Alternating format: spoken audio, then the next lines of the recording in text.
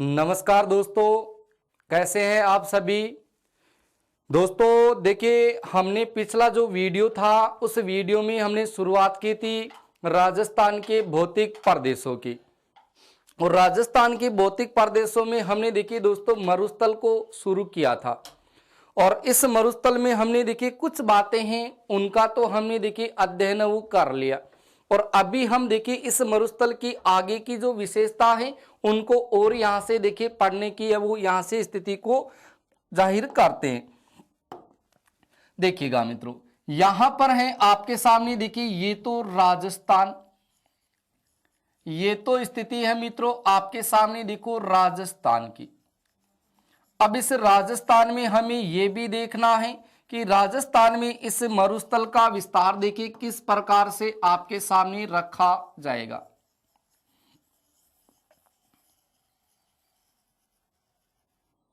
ये देखो मित्रों आपके सामने ये राजस्थान है और इस राजस्थान में हमने यहां से शुरुआत की थी कि ये जो आपके सामने जो पार्ट है वो पार्ट देखिए किसका है, मरुस्थल का है।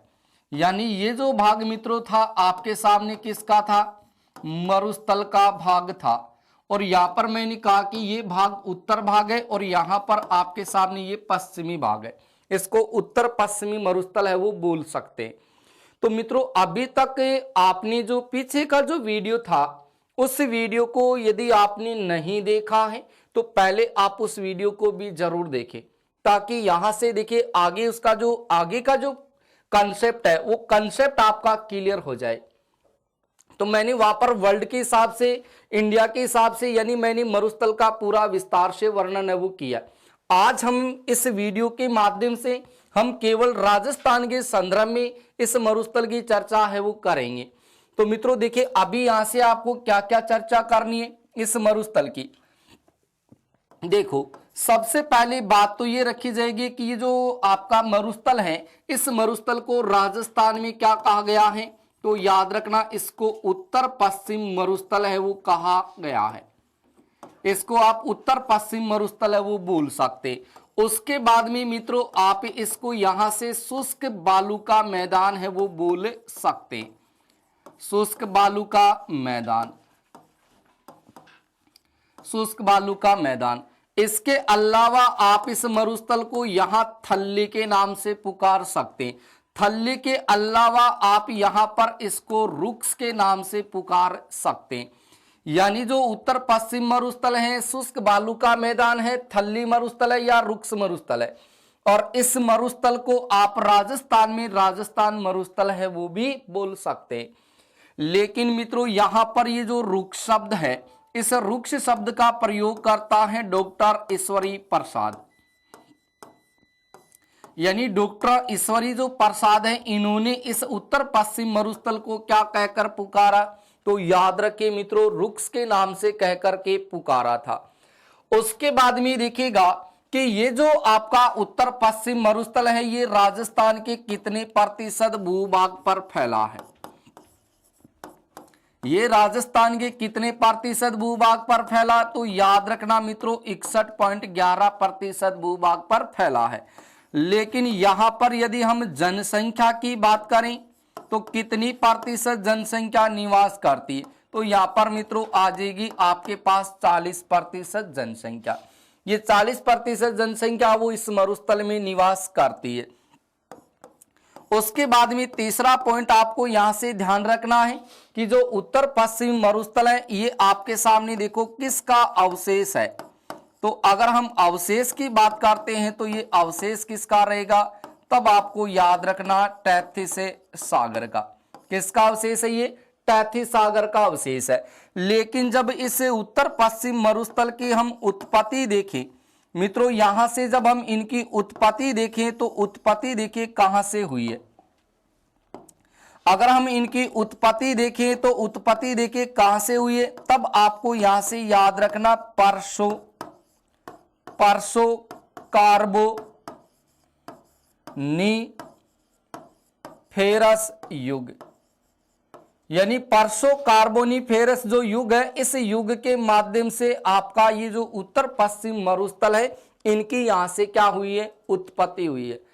अब देखिएगा कि जब हम इस उत्तर पश्चिम मरुस्थल को आगे पढ़ते हैं तो इस उत्तर पश्चिम मरुस्थल की देखिए आपके सामने जो मुख्य नदी है वो मुख्य नदी कौन सी है, तब तो आपको यहां से ध्यान रखना है लूणी नदी। कौन सी नदी याद रखनी है, यहां से लूणी नदी। और यदि यहां से आप इस मरुस्थल की मुख्य नहर पढ़ते हैं तो नहर आप यहां से पढ़ोगे इंदिरा गांधी नहर। यहां से आप याद रखोगे इंदिरा गांधी नहर। यानी जो आपका उत्तर पश्चिम मरुस्थल है इसकी मुख्य नदी तो रहेगी लूणी नदी और इसकी जो मुख्य नहर है वो क्या रहेगी, इंदिरा गांधी नहर। उसके बाद में देखिए मित्रों आगे हम देखते हैं कि ये जो आपके सामने उत्तर पश्चिम मरुस्थल है इस मरुस्थल का राजस्थान में विस्तार कैसे है, तो इनका आपको देखिए यहां से विस्तार ध्यान रखना है कि इनका जो विस्तार है वो आपके सामने कैसे रहेगा, तो याद रखना उत्तर पूर्व से दक्षिण पश्चिम की ओर रहेगा।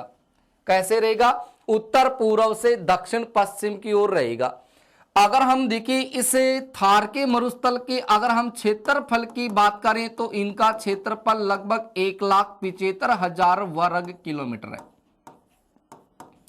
कितना है, 1,75,000 वर्ग किलोमीटर है। अगर हम इनकी लंबाई की बात करते हैं तो लंबाई आपको मिलती है 640 किलोमीटर।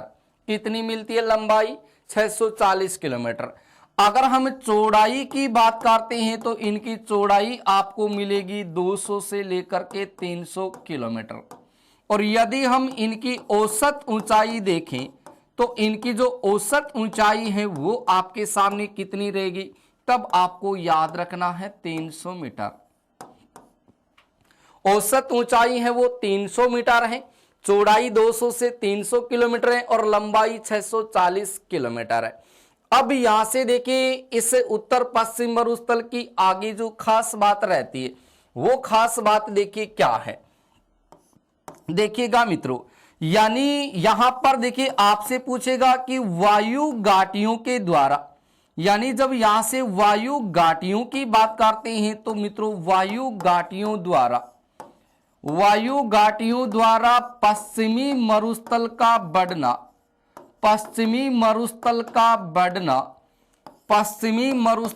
बढ़ना देखिए क्या कहलाता है, तो याद रखना उसको आपके सामने क्या कहा जाएगा, रेगिस्तान मार्च। रेगिस्तान मार्च कहा जाएगा। यानी वायु घाटियों द्वारा पश्चिमी मरुस्थल का बढ़ना क्या कहलाता है, तो रेगिस्तान मार्च कहलाता है। और राजस्थान में सर्वाधिक अगर हम रेगिस्तान मार्च की बात करें तो वो मार्च आपके सामने कहां रहेगा, नाचना गांव है जैसलमेर जिले में।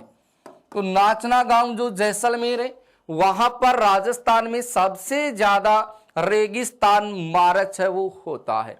मित्रों रेगिस्तान मार्च किसको कहा गया है, तो रेगिस्तान मार्च देखिए किसे कहा गया है, वायु घाटियों द्वारा पश्चिमी मरुस्थल का बढ़ना रेगिस्तान मार्च कहलाता है। और राजस्थान में सर्वाधिक जो रेगिस्तान मार्च है वो कहां होता है, नाचना गांव है जैसलमेर में, वहां होता है।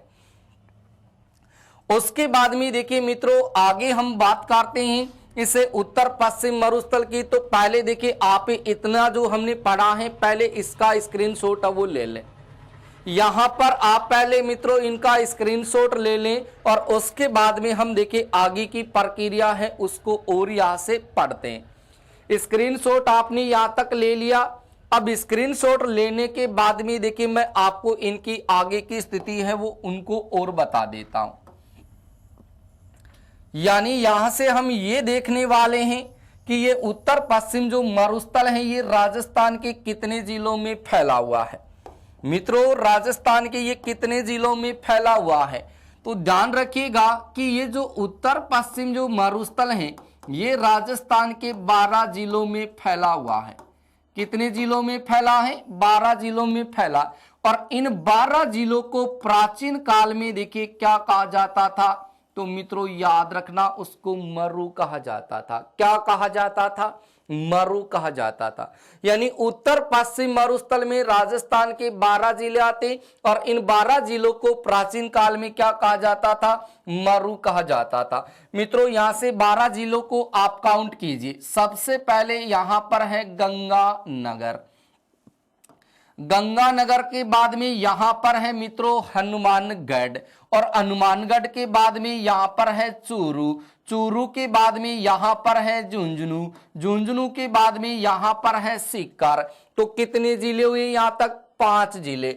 उसके बाद में छठा जिला है यहां पर बीकानेर, बीकानेर से नीचे यहां पर आपके सामने है नागौर, नागौर से इधर आएंगे, इधर तो इधर है आपके सामने जैसलमेर, जैसलमेर से नीचे है बाड़मेर, बाड़मेर से नीचे है जालोर, और जालोर से इधर है आपके पास जोधपुर, और जोधपुर से नीचे है पाली।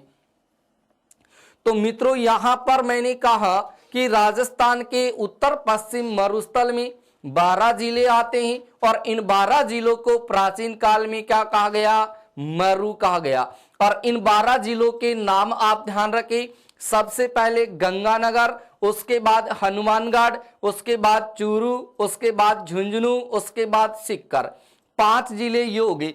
उसके बाद में छठा जो जिला है वो है आपका बीकानेर, और 7वां जिला आपके सामने आ रहा है नागौर, 8वां जिला है आपके सामने जैसलमेर, और 9वां जिला है बाड़मेर, और 10वां जिला है आपके सामने देखिए कौन सा? जालोर जिला है, जालोर जिला। तो यहां पर मित्रों आपके सामने देखिए जो स्थिति आ रही है आपके सामने, यहां पर जोधपुर की और यहां पर जालोर, जालोर इधर आ गया, ये पाली। तो यहां पर आपके पास 12 जिले आ गए।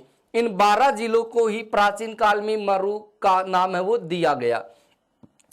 अब इन 12 जिलों में से देखिए राजस्थान में आपसे ये कहेगा कि राजस्थान में पूर्णतः मरुस्थलीय जिले कौन से? पूर्णतः मरुस्थलीय जिले। तो दोस्तों याद रखिएगा कि राजस्थान में पूर्णतः मरुस्थलीय जिले कौन से? तो मरुस्थलीय जिले आपको 2 ही याद करने, एक तो जिला जैसलमेर है और दूसरा जिला आपके पास बाड़मेर है।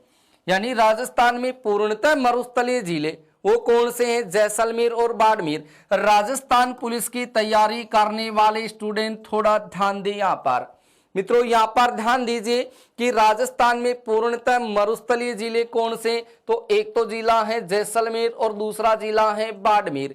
लेकिन मित्रों अगर आपसे ये कहें कि राजस्थान का मरु जिला कौन सा जिला कहलाता है?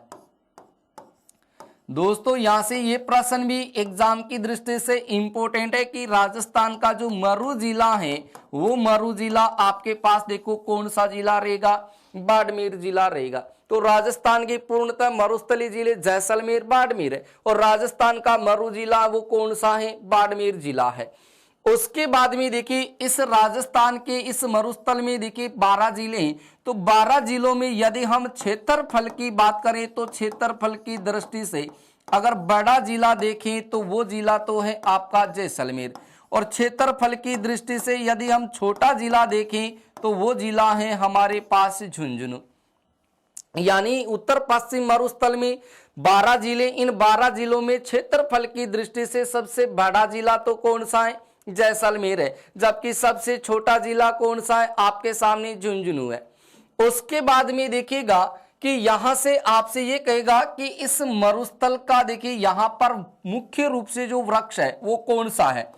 यानी मरुस्थल में यहां पर जो मरुस्थलीय वृक्ष है, मरुस्थलीय वृक्ष, वो वृक्ष आपके सामने देखिए कौन सा है? तो यहां पर आप याद रखिएगा सुबेबुल है।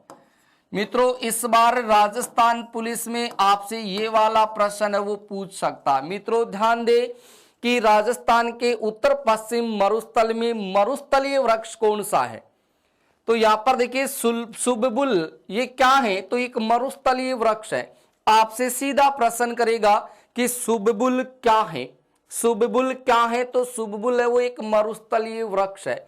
और यहां पर मैंने कहा कि इस मरुस्थल को देखिए यहां से हमने थार का मरुस्थल पढ़ा था। क्या पढ़ा था? थार का मरुस्थल। इसको हमने थार के मरुस्थल के रूप में लिया था। अब यहां से देखो प्रश्न क्या रहेगा आपके सामने, देखो मित्रों प्रश्न क्या रहेगा, यहां से पूछेगा आपके सामने कि थार का लाल किसको कहा जाता है? मित्रों थार का देखो लाल है, और थार का लाल देखो किसको कहा गया है, तो याद रखना स्वरूप खा को कहा गया है। थार का लाल, थार का लाल किसको बोलेंगे, स्वरूप खा को। उसके बाद में आपसे ये पूछेगा कि थार का गड़ा, थार का गड़ा, तो थार का गड़ा है वो कौन है, तब आपको याद रखना चांदन नलकूप है, चांदन नलकूप। और ये चांदन नलकूप आपको राजस्थान में कहां देखने को मिलेगा दोस्तों, जैसलमेर में मिलेगा। दोस्तों थार का लाल स्वरूप खां है और थार का गड़ा चांदन नलकूप है जैसलमेर में। और उसके बाद में आपसे ये कहेगा कि थार का जल महल, क्या, थार का जल महल।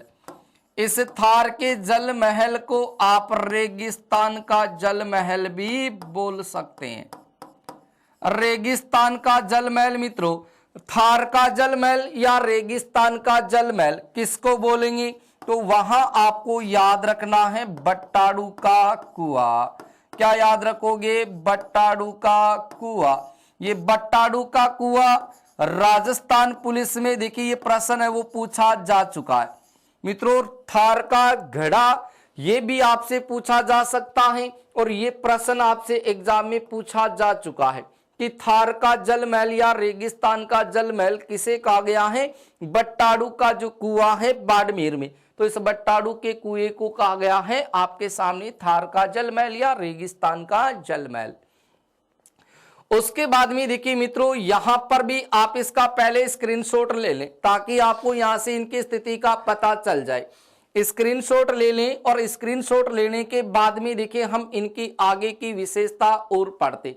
और मित्रों अभी तक आपने इस वीडियो को शेयर नहीं किया है तो प्लीज आप इस वीडियो को शेयर है वो जरूर करें, अपने दोस्तों के साथ इसे शेयर करें। और अभी तक आपने इस वीडियो को लाइक नहीं किया है तो लाइक जरूर करें, ठीक है, और साथ में कमेंट करें। देखो यहां से इसको मैं वापस देखिए यहां से रफ कर रहा हूं और आगे की स्थिति को देखिए यहां से आप और समझने का प्रयास करेंगे। मित्रों यहां से और समझने का प्रयास करेंगे। देखो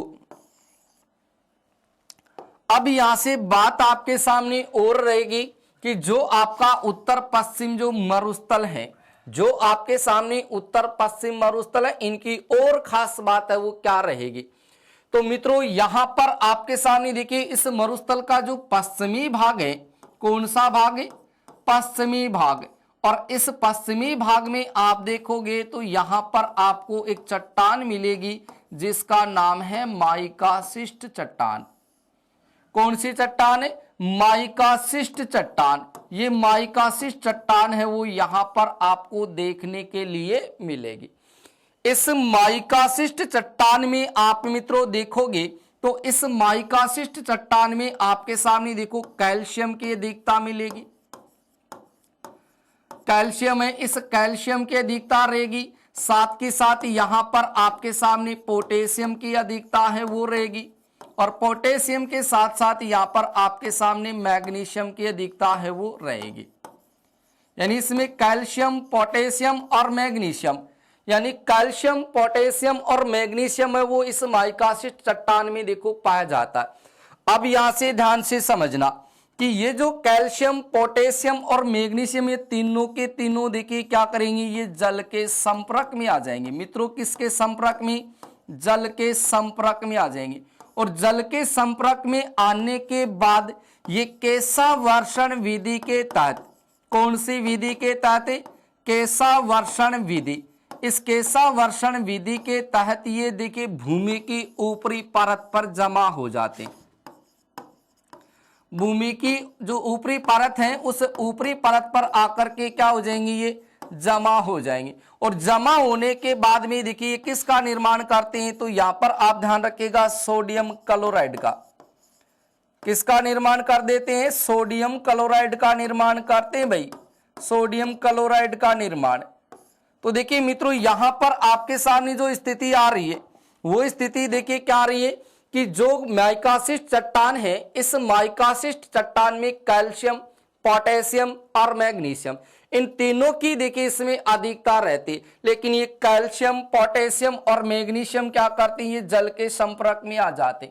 जैसे ये जल के संपर्क में आते हैं तो ये जल के साथ देखिए घुलनशील होकर के ये केशावर्षण विधि के तहत ये भूमि की ऊपरी परत पर क्या हो जाते हैं मित्रों, जमा हो जाते हैं। और भूमि की ऊपरी परत पर जमा होने के बाद में ये सोडियम क्लोराइड का निर्माण है वो कर देते हैं।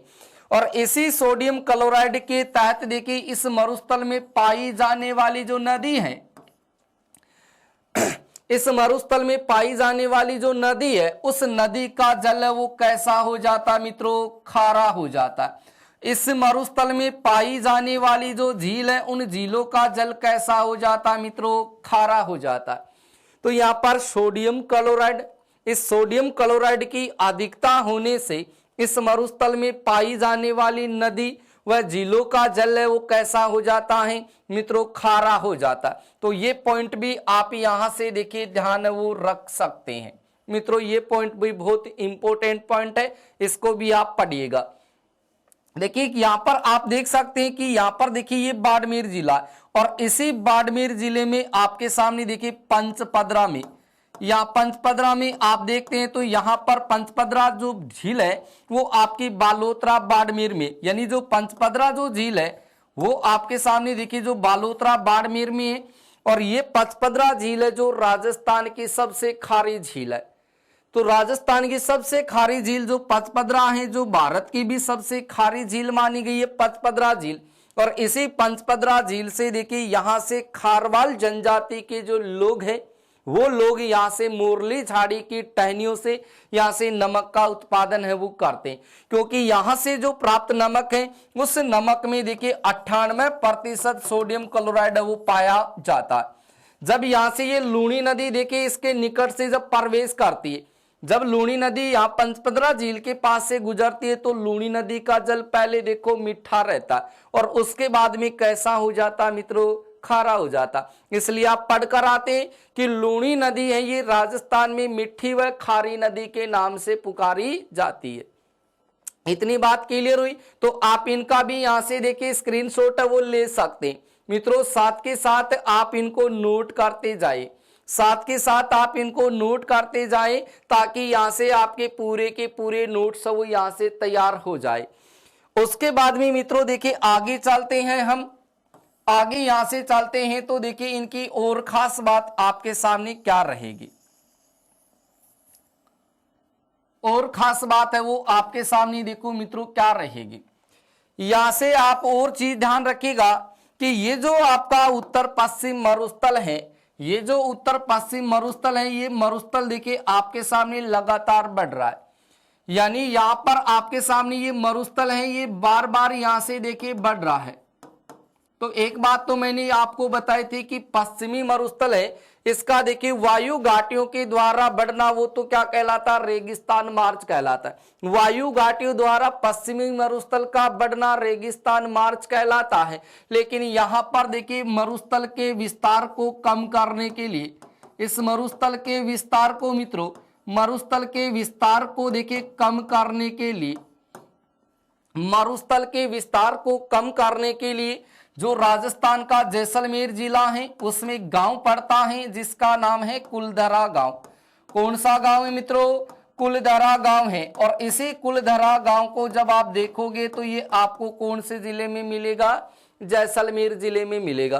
तो इस कुलधरा गांव जैसलमेर में देखिए मरुस्थल के विस्तार को कम करने के लिए यहां पर नागफणी की शुरुआत की गई है मित्रों। किसकी शुरुआत की गई है, नागफणी की शुरुआत की गई है, या फिर आप कह सकते हैं कैक्टस पार्क की शुरुआत की गई है। कैक्टस पार्क यानी मरुस्थल के विस्तार को कम करने के लिए, मरुस्थल के विस्तार को कम करने के लिए कुलधरा गांव है जैसलमेर में, वहां पर देखिए नागफणी या कैक्टस पार्क की शुरुआत है वो की गई है मित्रों। ये बात भी आप यहां से ध्यान रखिएगा। उसके बाद में देखिएगा कि ये जो मरुस्थल है, इस मरुस्थल में आपके सामने एक गांव है जिसका नाम है समगांव। कौन सा गांव है मित्रों, समगांव। ये समगांव भी आपको देखिए राजस्थान के जैसलमेर जिले में मिलेगा। कहाँ मिलेगा, जैसलमेर में कौन सा गांव? समगांव। ये समगांव जो जैसलमेर में है मित्रों, ये पूर्णतः वनस्पति रहित क्षेत्र है, पूर्णतः वनस्पति रहित क्षेत्र है, पूर्णतः वनस्पति रहित क्षेत्र देखिए कौन सा? समगांव जैसलमेर का है। ये बात भी आप यहां से ध्यान रखें। उसके बाद में देखिए मित्रों, आगे हम बात करते हैं इस मरुस्थल की। यहां से हम आगे और बात करते हैं इस मरुस्थल की। तो ये बात तो आपके दिमाग में बैठ गई कि कुलधरा गांव है जैसलमेर में, कुलधरा गांव है जैसलमेर में। वहां पर आपके सामने देखिए स्थिति आई कि कुलधरा गांव है जैसलमेर में, वहां पर मरुस्थल के विस्तार को कम करने के लिए नागफणिया कैक्टस पार्क की शुरुआत वो की गई है। अब देखिएगा आगे हम शुरुआत और करते हैं, ठीक है। तो देखिए यहां से अभी हम शुरुआत करने वाले हैं इस और उत्तर पश्चिम मरुस्थल की। तो यहां पर देखिए उत्तर पश्चिम जो मरुस्थल का जो भाग है, इसको अलग अलग भागों में अलग अलग हिसाब से बांटा गया है मित्रों, अलग अलग भागों में इनको बांटा गया। और किस प्रकार से देखिए इसको बांटा गया है, तो हम देखिए उनकी भी चर्चा है वो यहां से कर लेते हैं। देखो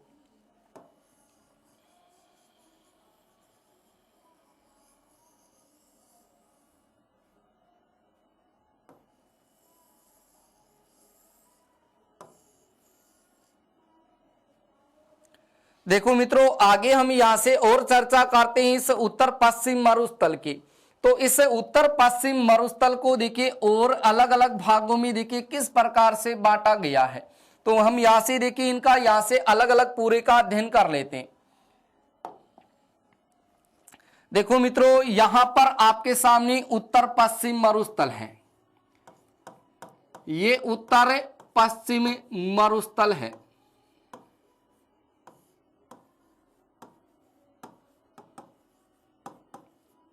उत्तर पश्चिम मरुस्थल।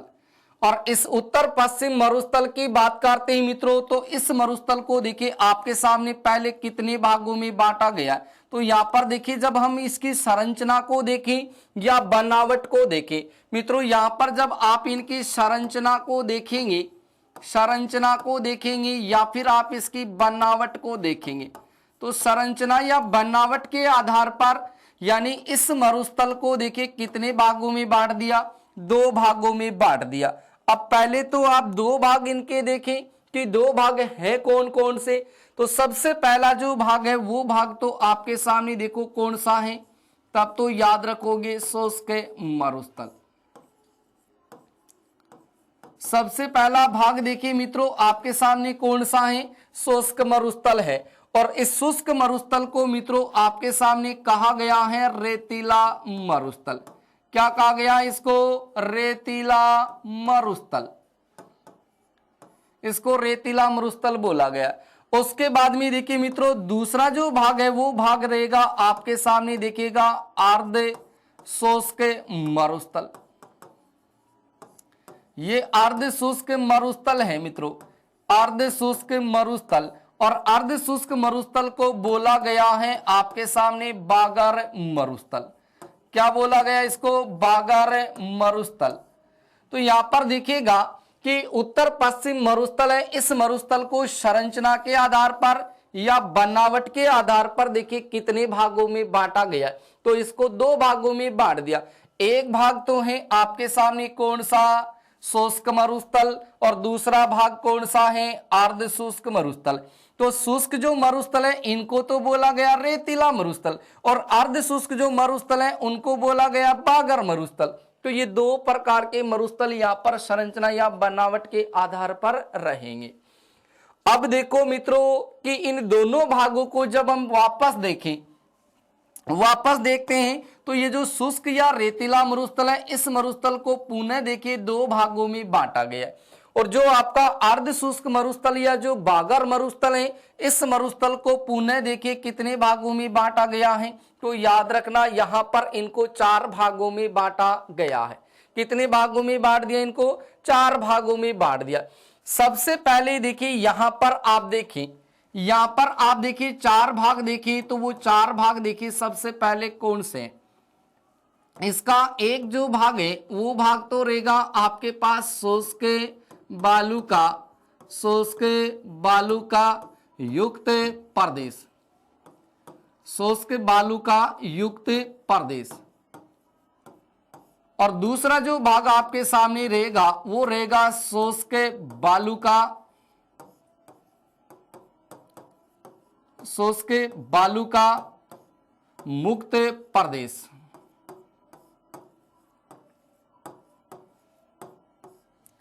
मित्रों आपके सामने देखिए यहां पर जो शुष्क मरुस्थल है या जो रेतीला मरुस्थल है, इस मरुस्थल को देखिए दो भागों में बांटा गया।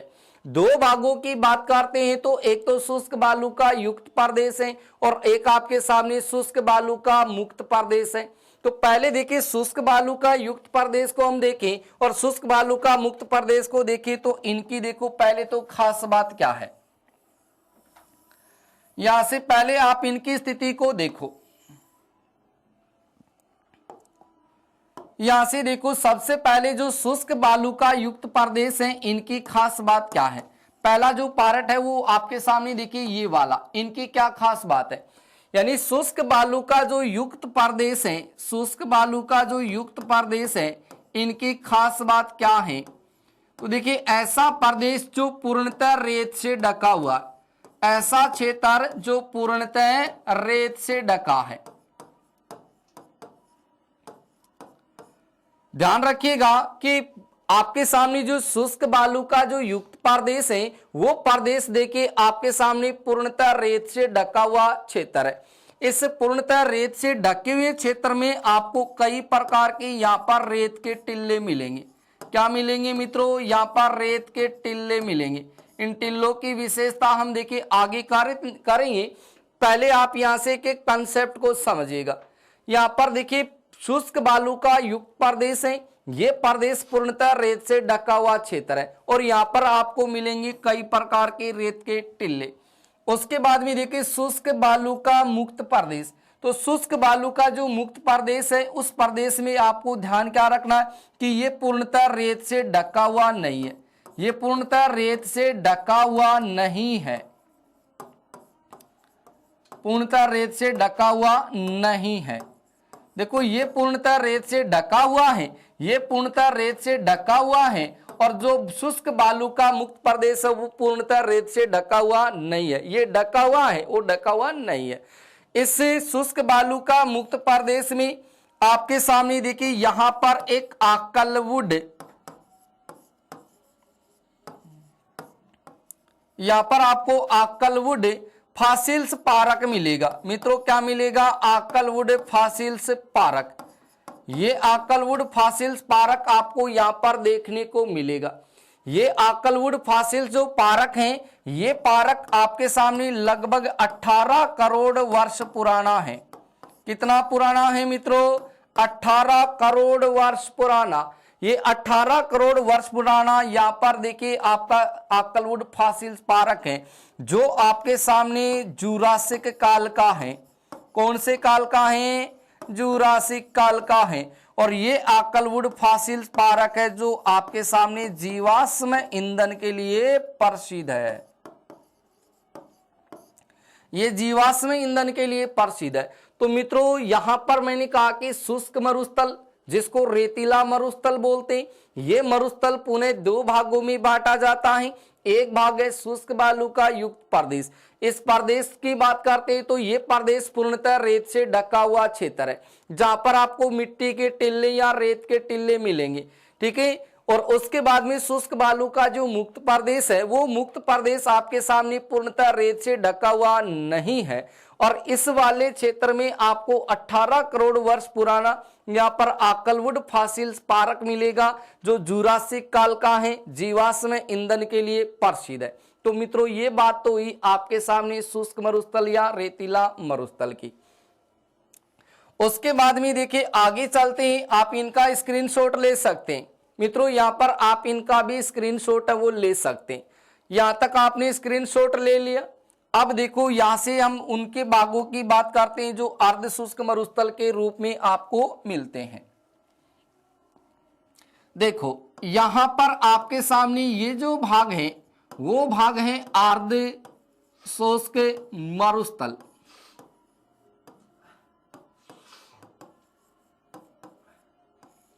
अर्ध शुष्क मरुस्थल, और इस मरुस्थल को बोला हमने बागर मरुस्थल। इनको हमने मित्रों बागर मरुस्थल बोला। अब ये जो मरुस्थल है, इस मरुस्थल को देखिए कितने भागों में बांटा गया। तो मित्रों यहां पर आपके सामने इनको 4 भागों में बांटा गया। कितने भागों में बांटा गया है? 4 भागों में बांटा गया। और 4 भाग देखिए आपके सामने कौन कौन से रहते हैं। देखो सबसे पहला जो भाग आपके सामने रहेगा वो भाग तो रहेगा आपके सामने, देखो घग्गर नदी द्वारा निर्मित प्रदेश। घग्गर नदी द्वारा निर्मित प्रदेश, घग्गर नदी द्वारा निर्मित प्रदेश। उसके बाद में मित्रों दूसरा जो भाग आपके सामने रहेगा वो भाग रहेगा आपके सामने लूणी नदी द्वारा निर्मित प्रदेश। लूणी नदी द्वारा निर्मित प्रदेश।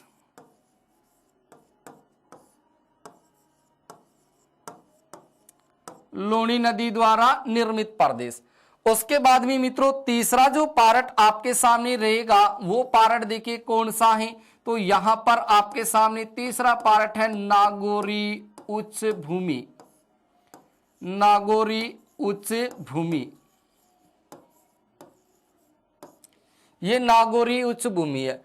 और उसके बाद में अंतिम जो पार्ट है, चौथा पार्ट है, उसका नाम है शेखावाटी मरु प्रदेश। शेखावाटी मरु प्रदेश, ये शेखावाटी मरु प्रदेश है। तो मित्रों यहां पर जब आप अर्ध शुष्क मरुस्थल या फिर देखिए बागर मरुस्थल है, इस मरुस्थल को पढ़ेंगे तो इनको 4 भागों में बांटा गया। सबसे पहला भाग है मित्रों आपके सामने देखिए कौन सा, यहां पर है घग्गर नदी द्वारा निर्मित प्रदेश का। यहां पर मित्रों पहला भाग है आपके सामने घग्गर नदी द्वारा निर्मित प्रदेश का। और दूसरा जो पार्ट है आपके सामने वो है लूणी नदी द्वारा निर्मित प्रदेश का। और तीसरा जो पार्ट आपके सामने है, तीसरा जो पार्ट आपके सामने है वो पार्ट देखिए आपके सामने कौन सा है, तब आपके सामने रहेगा नागौरी उच्च भूमि का भाग। और उसके बाद में जब आप यहां से और देखोगे चौथा भाग, तो वो भाग रहेगा आपके सामने शेखावाटी मरु प्रदेश। ये 4 भाग है मित्रों। कितने भाग हैं? यहां से 4 भाग हैं।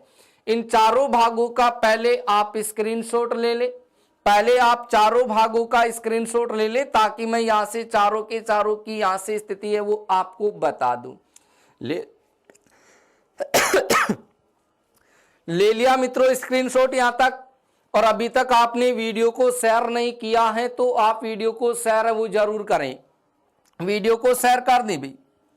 अब देखो यहां से आपके सामने स्थिति को देखते हैं। ये चारों भागों की स्थिति आ चुकी है। अब यहां से आगे देखो, आगे देखते हैं मित्रों। तो यहां पर देखिए ये आ गया हमारे यहां राजस्थान।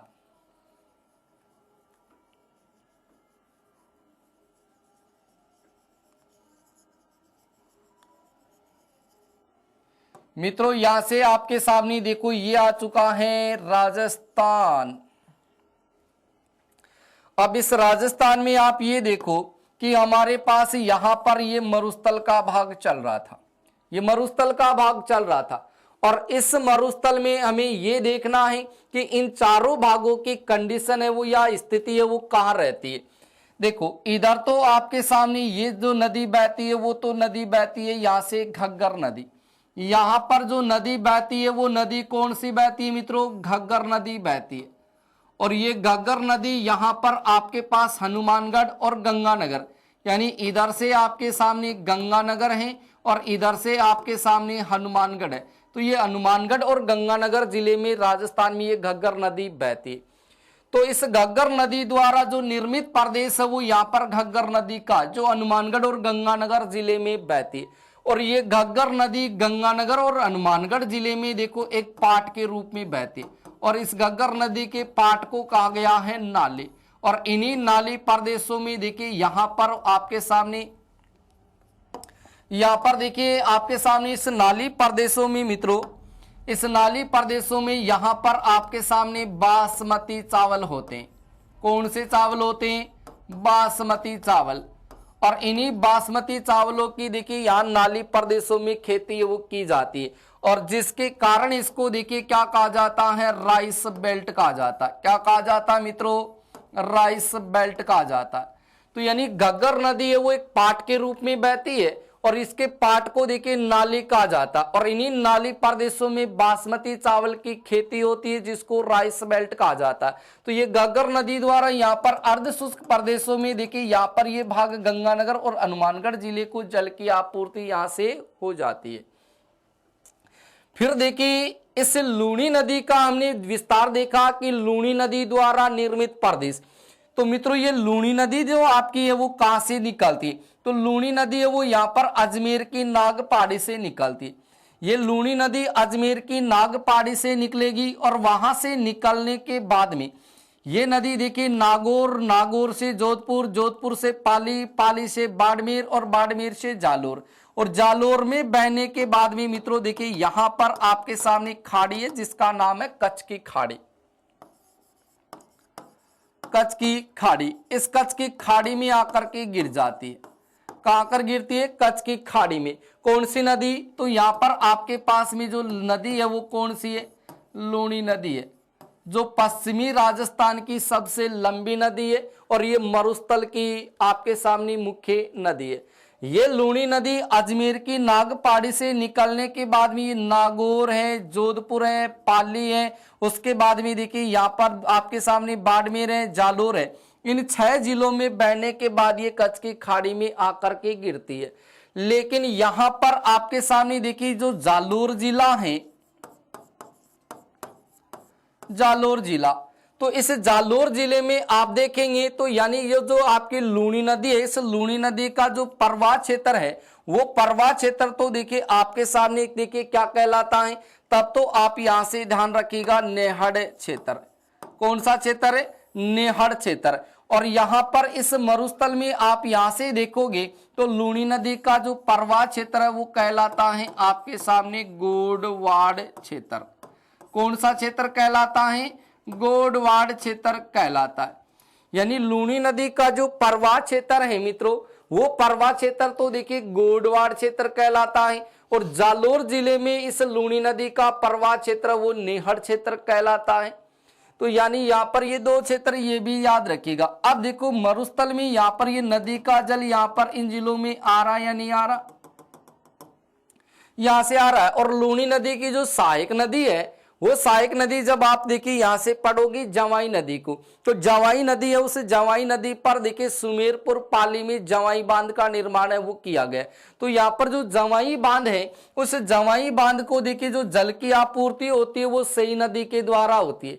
कौन सी नदी के द्वारा होती है? सई नदी के द्वारा होती है। और सई नदी का जल है वो जवाई बांध में मोहनलाल सुखाड़िया जल सुरंग या देवास जल सुरंग है उसके माध्यम से पहुंचाया जाता है। लेकिन मित्रों यहां पर आप देखोगे तो इस जवाई बांध के द्वारा भी आपका जोधपुर जो पाली जिला है उनको जल की आपूर्ति है वो यहां से हो जाती है। तो दूसरी बात यहां से लूणी नदी की हुई। उसके बाद में देखिएगा यहां पर है ये आपके सामने नागौर का भाग। यहां पर मित्रों आपके सामने ये जो भाग है ये नागौर का भाग है। तो यहां से तीसरा भाग हमने लिया था नागौरी उच्च भूमि।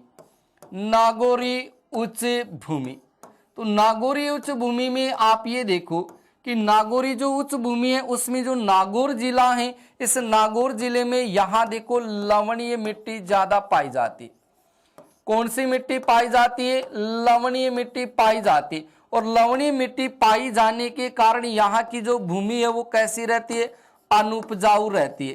कैसी रहती है? अनुपजाऊ रहती है। तो जब मिट्टी अनुपजाऊ होगी तो वहां पर देखिए यहाँ फसल है वो आसानी से तैयार नहीं हो पाएगी। यानी नागौरी उच्च भूमि है, यहाँ पर लवणीय मिट्टी का विस्तार आपको ज्यादा देखने के लिए मिलेगा।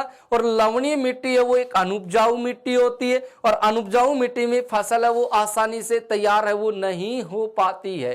तो ये बात भी आप ध्यान रखिएगा। उसके बाद में देखो यहां पर मैंने चौथा पार्ट आपको बताया था कि यहां पर ये शेखावाटी का मरु प्रदेश है। ये मित्रों आपके सामने यहां पर शेखावाटी का मरु प्रदेश है, ये शेखावाटी का मरु प्रदेश है, शेखावाटी का मरु प्रदेश, शेखावाटी का मरु प्रदेश, शेखावाटी का यहां पर रहेगा ये मरु प्रदेश। अब देखो शेखावाटी का जो मरु प्रदेश है उसमें आपके सामने शेखावाटी में देखो कितने जिले आते हैं, यहां से 3 जिले आते हैं। सबसे पहले आप हनुमानगढ़ से नीचे आओ, यहां पर चूरू, चूरू के बाद में झुंझुनू, झुंझुनू के बाद में सीकर, यानी यहाँ पर चूरू, झुंझुनू और सीकर का जो भाग है यहाँ पर चूरू का भाग आ जाएगा। इसके अलावा आपके सामने झुंझुनू का भाग आ जाएगा और उसके बाद में आपके पास सीकर का भाग आ जाएगा। तो चूरू, झुंझुनू, सीकर का जो भाग है वहां पर शेखावाटी का मरु प्रदेश आता है। और यहाँ पर आप देखोगे तो सीकर में आपको यहाँ पर एक पहाड़ी मिलती है जिसका नाम है खंडेला की पहाड़ी। कौन सी पहाड़ी? खंडेला की पहाड़ी। और इसी खंडेला की पहाड़ी से यहाँ एक नदी निकलती है जिसका नाम है कांतली नदी। और ये कांतली नदी यहां से निकलने के बाद में चली जाती है सीधी मंडरेला झुंझुनू में, मंडरेला झुंझुनू में। यहाँ पर ये चूरू की सीमा पर जाकर के ये नदी विलुप्त हो जाती है, कांतली नदी। और मित्रों इसी कांतली नदी को जब आप देखते हैं, इस कांतली नदी को देखते हैं तो कांतली नदी का जो प्रवाह क्षेत्र है वो प्रवाह क्षेत्र कहलाता है तोरावटी या तोरावाटी, तोरावाटी या तोरावटी क्षेत्र कहलाता है। लेकिन इस शेखावाटी क्षेत्र में, इस शेखावाटी क्षेत्र में देखिए यहां पर आपके सामने जो कच्चे पक्के कुएं हैं, कच्चे पक्के कुएं, तो ये जो कच्चे पक्के जो कुएं हैं मित्रों, यहाँ पर जो कच्चे पक्के जो कुएं हैं वो कुएं देखिए क्या कहलाते हैं? कच्चे पक्के कुएं। तो राजस्थान में शेखावाटी क्षेत्र में जो कच्चे पक्के कुएं वो कुएं देखिए क्या कहलाते हैं? जोहड़ कहलाते हैं।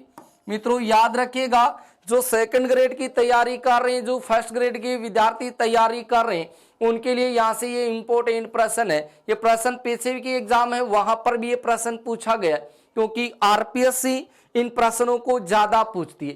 तो ध्यान रखिएगा कि राजस्थान के शेखावाटी क्षेत्र में या शेखावाटी अंचल में या चूरू, झुंझुनू, सीकर जिले में कच्चे पक्के कुएं हैं वो क्या कहलाते हैं? जोहड़ कहलाते हैं। मित्रों क्या कहलाते हैं?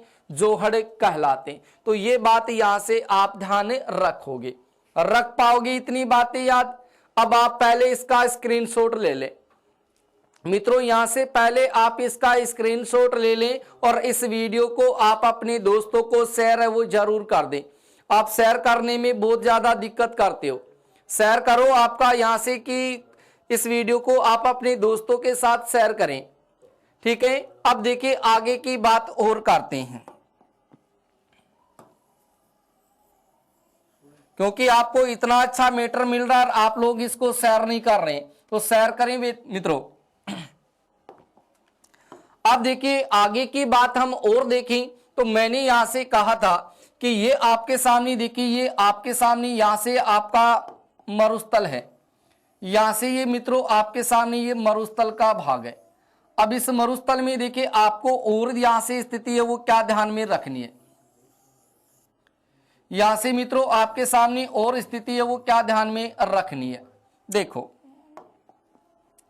ये आपके सामने था मरुस्थल, और इस मरुस्थल में मैंने कहा कि देखिए इसको बनावट के आधार पर या संरचना के आधार पर 2 भागों में बांटा गया। तो यहां से 2 भागों में देखिए यहां पर कौन बांटते हैं इसको, तो याद रखिएगा यहां से 25 सेमी समवर्षा रेखा गुजरती। मित्रों यहां पर आपके सामने ये 25 सेमी यहां से समवर्षा रेखा गुजरती।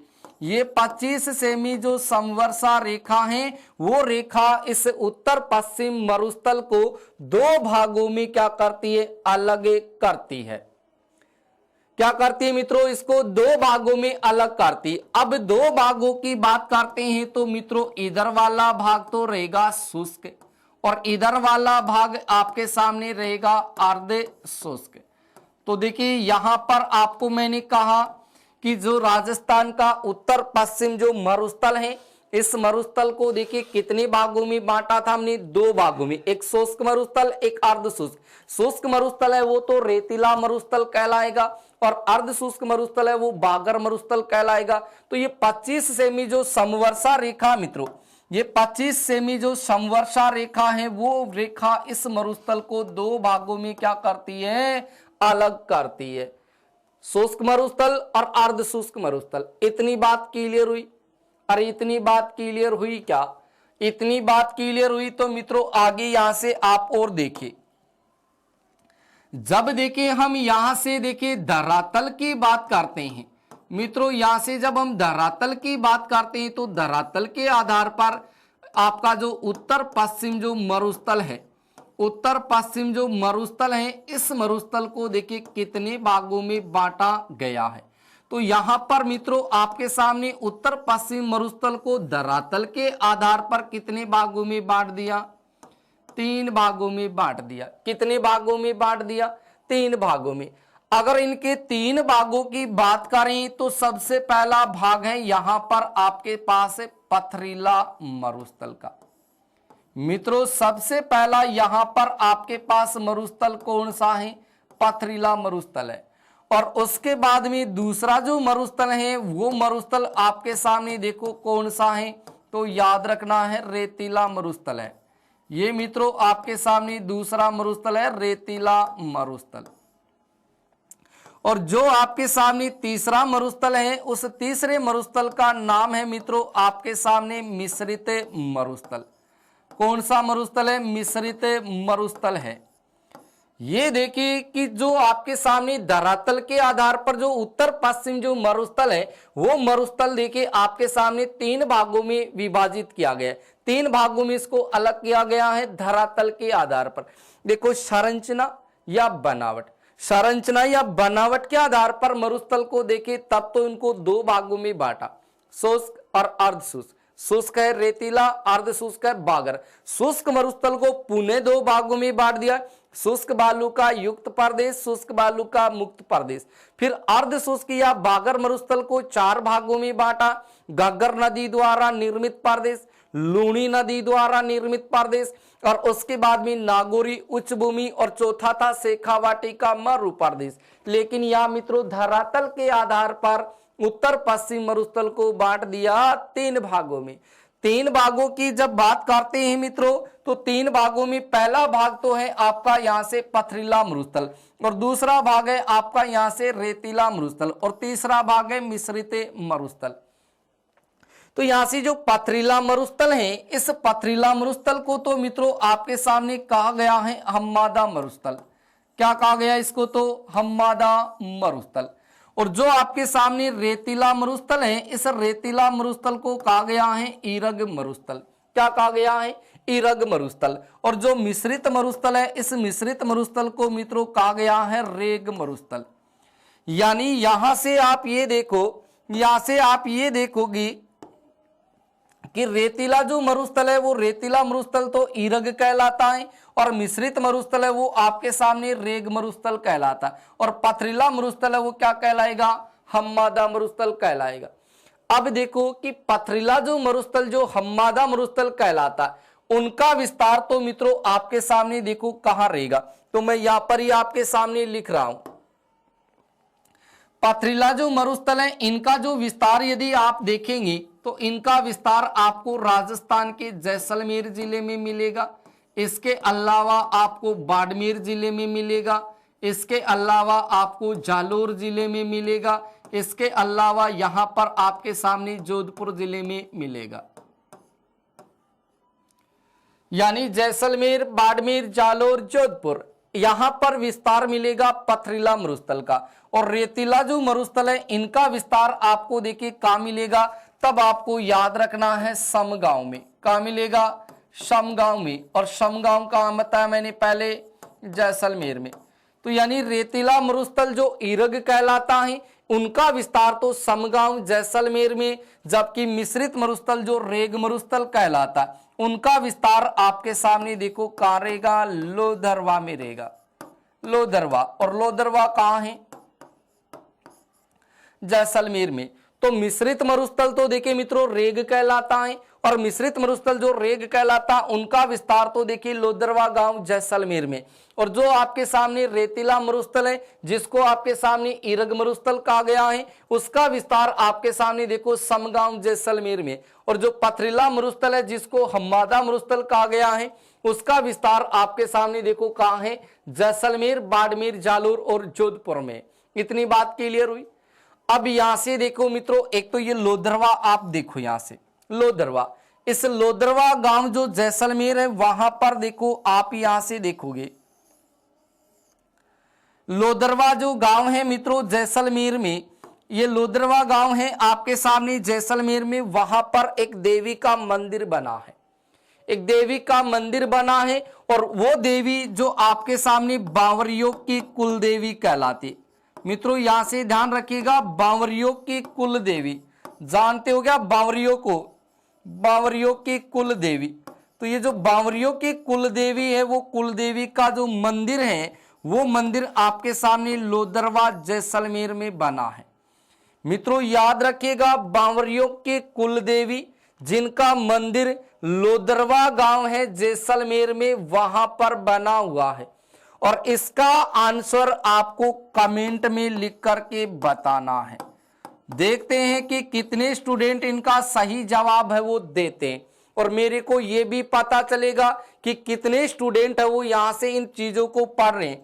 दोस्तों बता रहा हूं आपको कि जो आप कंपटीशन की तैयारी कर रहे हैं उसमें आने वाली प्रत्येक जो चीजें हैं जहां से प्रश्न प्राप्त होता है, उस प्रश्न की आपको सारी की सारी स्थिति यहां से बताने वाला हूं। तो आपको यहां से कमेंट करना है कि बावरियों की जो कुलदेवी है वो कौन सी है जिसका मंदिर लोदरवा जैसलमेर में है। तो वो चीज आपको यहां से कमेंट में लिख करके बतानी। और दोस्तों इस वीडियो को आप अपने दोस्तों को जरूर शेयर करें।